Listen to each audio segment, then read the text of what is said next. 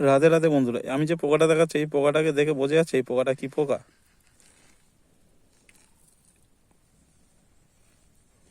এই পোকাটা হচ্ছে তোমার পোঁদ নাচানো পোকা।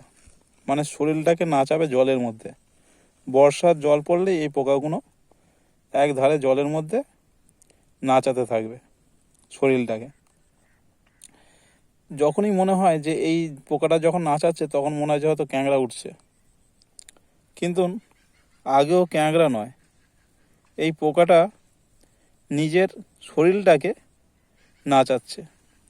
অনেক সময় দেখা যায় যে এই পোকাগুলো যখন নিজের শরীরটাকে নাচায় ওরমভাবেই ক্যাঁকড়াগুলো ধাতে ধাতে বন নাইড়ে নাইড়ে উঠতে থাকে। তখন আমরা ক্যাঁকড়াগুলোকে ধরতে যাই।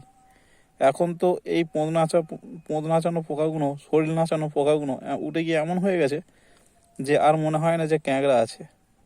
কেন ক্যাঁকড়া এখন সারস পাখিতে খেয়ে নিচ্ছে। সারস বলতে সেই তোমার কালো সাদাতে যে বড় বড় বগের চাইতে যে বড় বড় পাখিগুলো আসছে ওই পাখিতে খেয়ে নিচ্ছে। যার কারণে এই পোকাগুলোকেই বোঝা যাচ্ছে যে তোমার